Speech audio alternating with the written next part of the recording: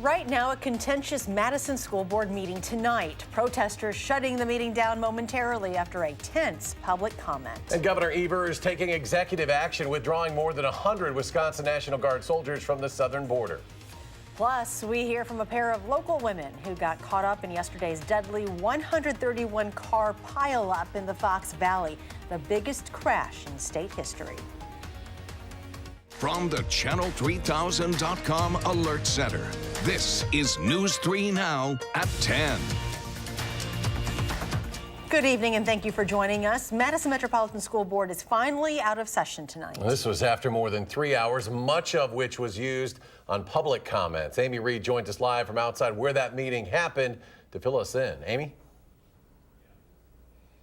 This was a very popular school board meeting, truly standing room only. Many of those people were only here to comment on the school board's handling of an incident involving an 11-year-old black girl and an older white acting administrator a few weeks ago at Whitehorse Middle School, in which the girl says that he pushed her and pulled out her hair.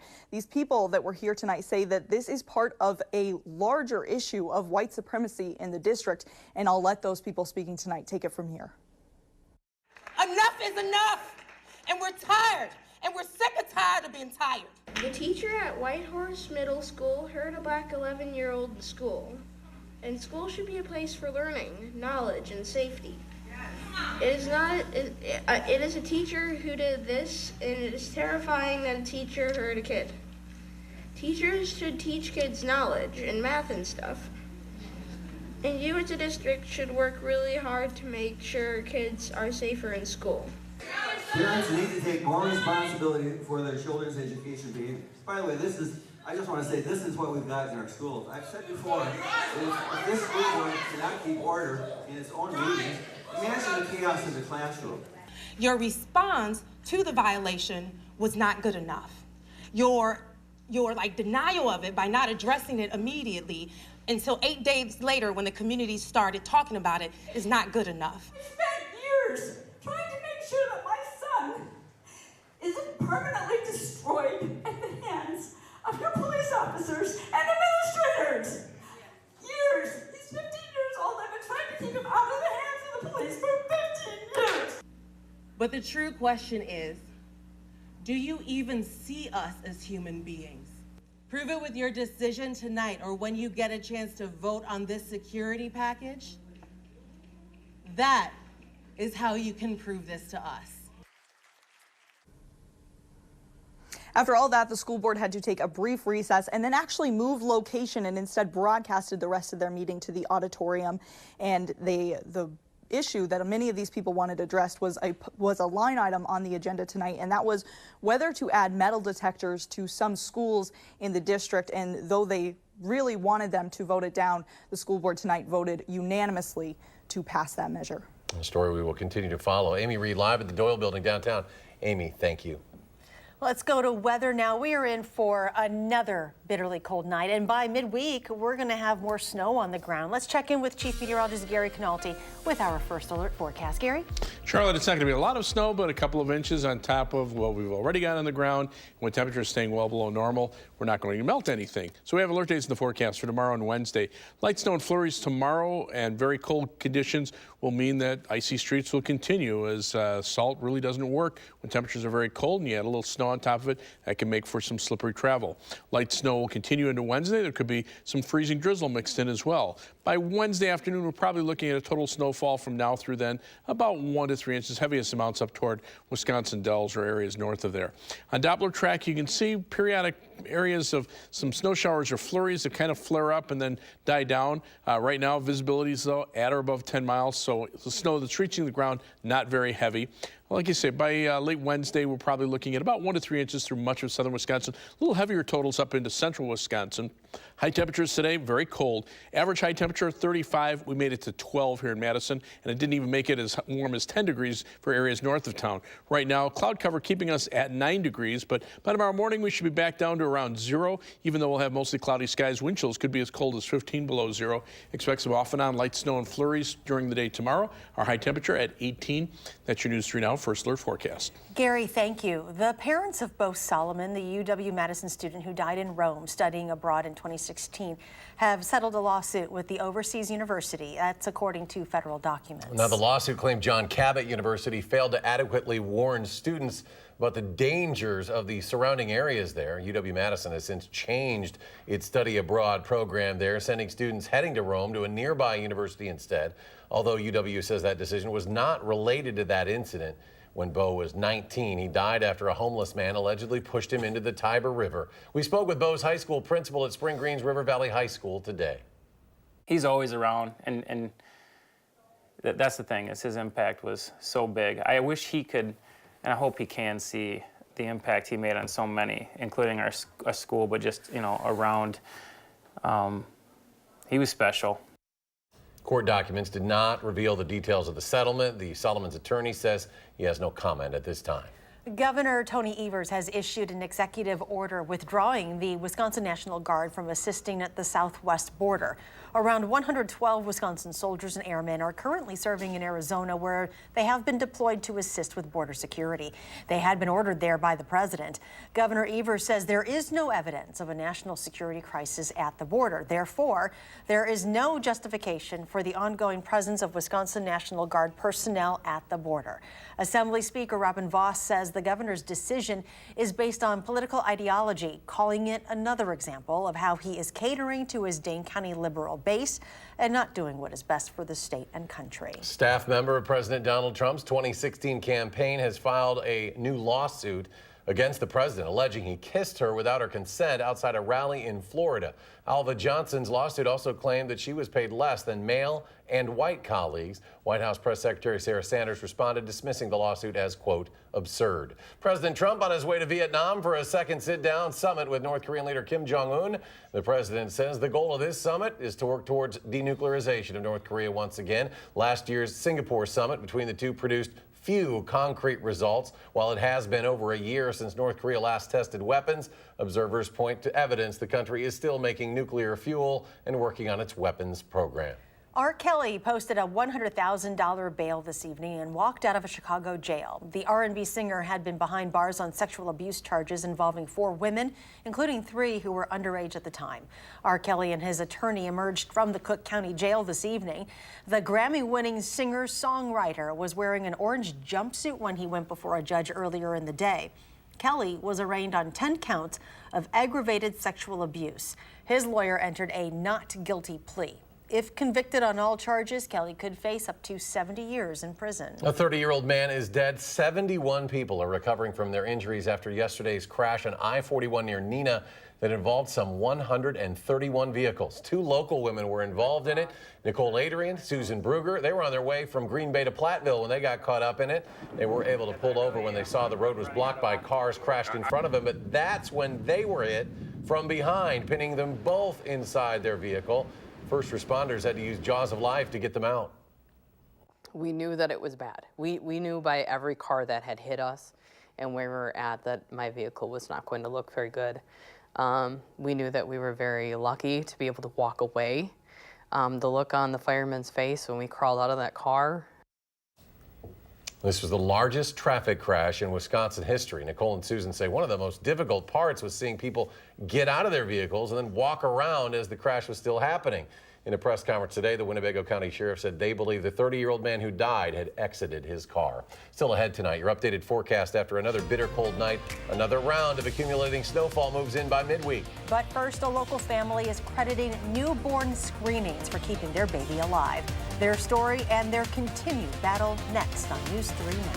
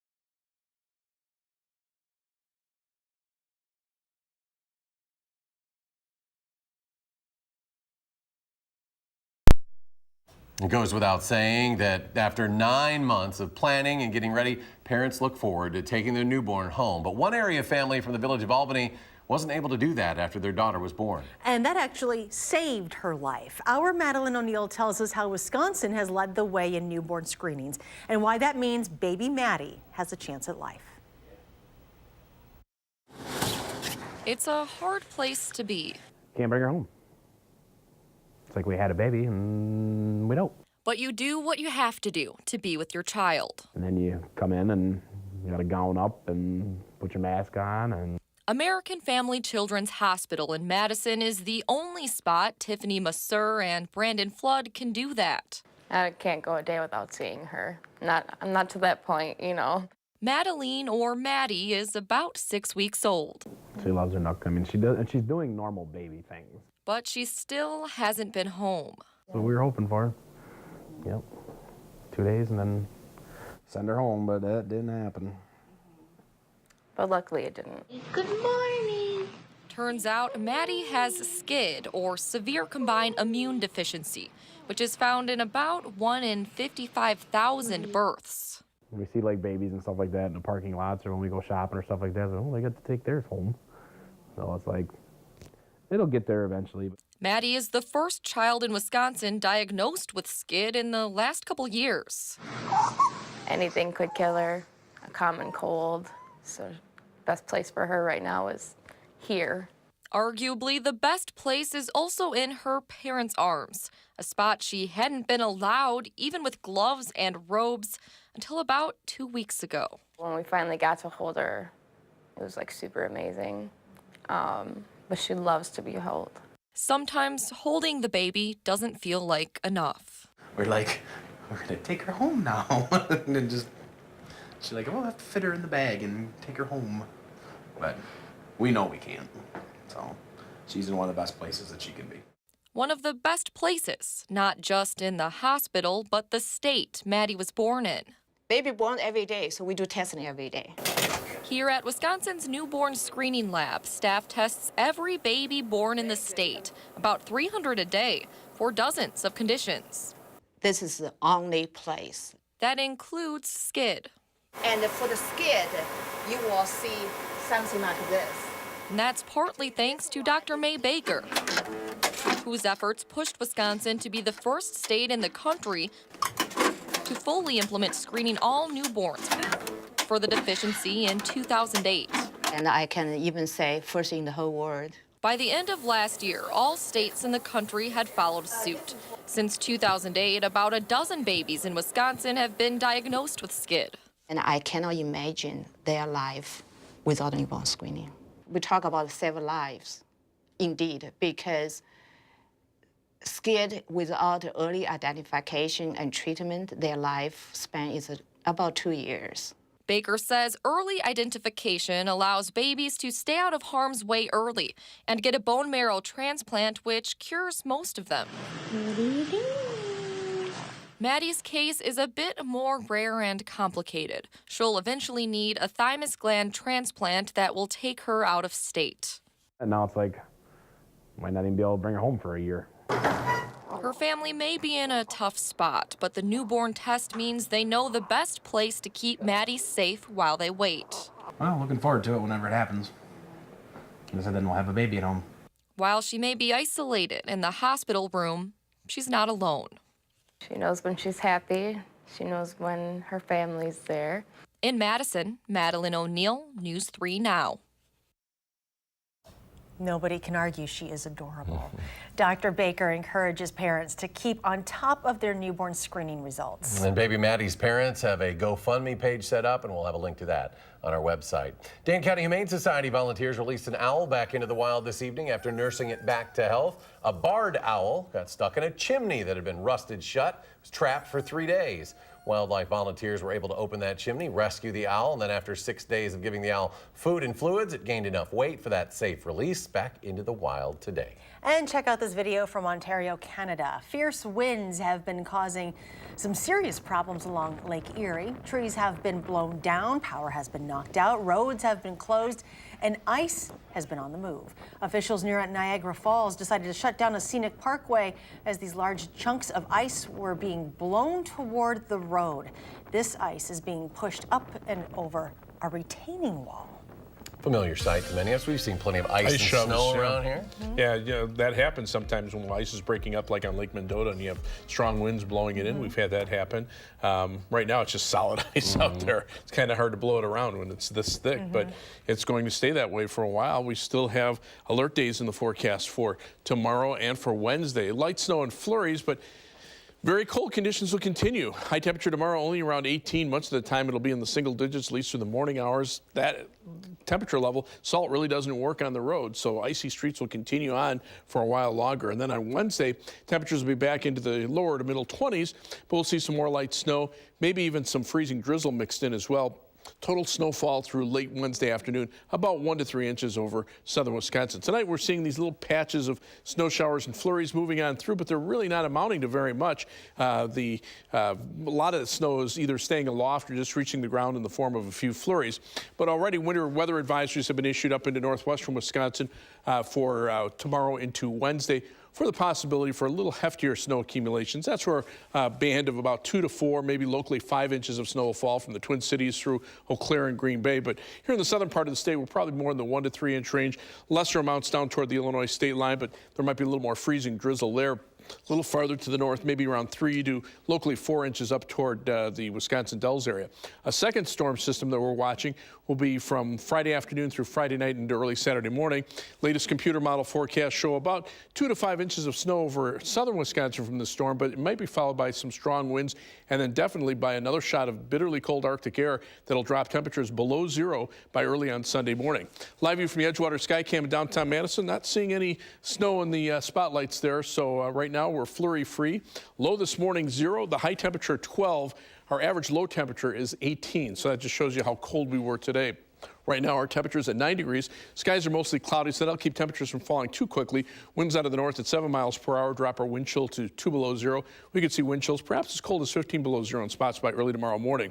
A very energetic jet stream starts in the Pacific Ocean, passes just north of the Hawaiian Islands, and then heads to the east-northeast toward the United States. Look at the storm system just lined up, one right after another, all the way out into the central Pacific Ocean. This active weather pattern will continue. Some of the energy from these storms is moving a little farther south, really pounding parts of California.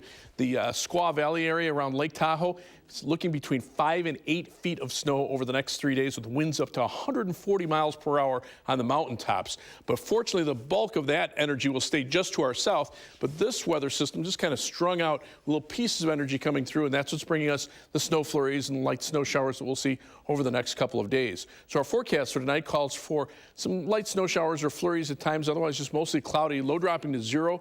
Wind chills by morning, like I say, in some spots down to 15 below zero. Tomorrow will be mostly cloudy, some light snow or flurries, especially in the afternoon. High temperature getting up to 18 degrees. On future track, you can see the skies will stay cloudy. Temperatures dropping to around 0 by early tomorrow morning. High temperatures tomorrow in the upper teens. But you can see a little better chance for light snow tomorrow afternoon and tomorrow night. That could mix with a little freezing drizzle as well. And then on Wednesday, look for high temperatures in the middle 20s. Snowfall amounts again through late afternoon Wednesday, probably in the 1 to 3 inch range from much of southern Wisconsin.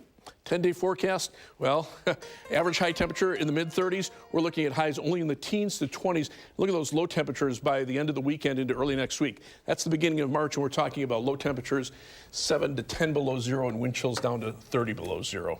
That doesn't look like March to me. I don't know about you guys. I'm speechless. There you go. The wind will take it away.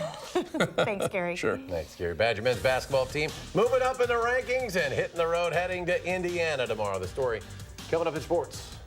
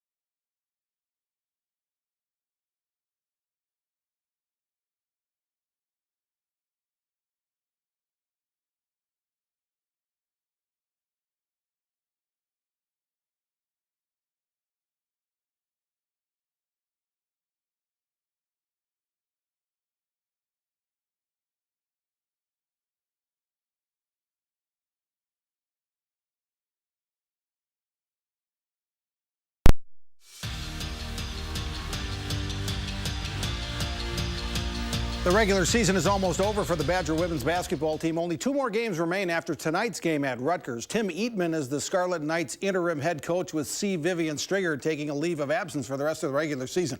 Badgers got a good night from their freshman Imani Lewis. She goes strong to the basket, gets a 3-point play. Lewis leads Wisconsin with 18 points. Marsha Howard had 16, but turnovers kill the Badgers again tonight. They had 24 of them. Tekia Mack scores on the fast break. She led Rutgers with 17 points off the bench. Going to be a long ride home tonight. Final score, Rutgers 73, Wisconsin 53. The Badgers are 0-8 on the road in the Big Ten. Wisconsin has its final home game of the season Thursday night, it's senior night, when Ohio State visits the Kohl Center. Badger men's basketball up 3 spots to 19th in the Associated Press poll today. Gonzaga, the new number 1. Marquette up a spot to 10th. The Badgers play at Indiana tomorrow night, 8 o'clock start on ESPN. Indiana's lost 12 of its last 13. The Badgers are 7-4 in true road games, but take nothing for granted. The Badgers are focused on the process and going on the road with blinders on. It's just us going into a hostile environment every time. We're not expecting to get calls or anything like that. So just having a Wisconsin mindset of being tough in every possession, and then going in with the mindset of stepping on their throat when we can. They're all big-time games now. You know, end of February, early March, as we're in the position we want to be in. We just got to take care of our business, and we control our own destiny. So every game's big now. Both the Platteville men and Whitewater women's basketball teams are in berths to the NCAA Division III tournament announced today. Platteville will travel to Rock Island, Illinois to face Capital University of Ohio in the first round. Whitewater to St. Louis to face Washington University in the first round. Both of those games will be played Friday. NBA, Bucks in Chicago to start a 5-game road trip. Giannis sits out with knee soreness, so the Bucks' other All-Star takes over. Chris Middleton, 22 points. Malcolm Brogdon also had 22. Final score, Bucks 117, Bulls 106. They're now 45-14 overall, 21-9 on the road. The WIA Boys Basketball Tournament Series begins tomorrow night. We'll have the River Valley at Lodi Division III game on our Prep Mania Game of the Week. John Boyle and I bring you the Blackhawks and the Blue Devils live tomorrow night, channel3000.com, 7 o'clock. Spring training, Brewers play the Los Angeles Angels in Tempe today. The first batter of the game is new Brewer Corey Spangenberg, and he hits one deep to right for his first home run of the spring. And just like that, Brewers up 1-0. But only in spring training can you get a play involving John Olzak and Wilfredo Tovar. Tovar is the Angels hitter who got Olzak with this home run to put Los Angeles ahead for good. Final score in Tempe, Angels 4, Brewers 3. And in the Alliance of American League Football, halftime of the Orlando Apollos game against Memphis, Gary Duke, the director of the Central Florida Disc Club, unleashes a throw, and Yuri is tracking, boom, 83-yard completion. That apparently is the record for the longest disc completion at a sporting event. We'll be right back.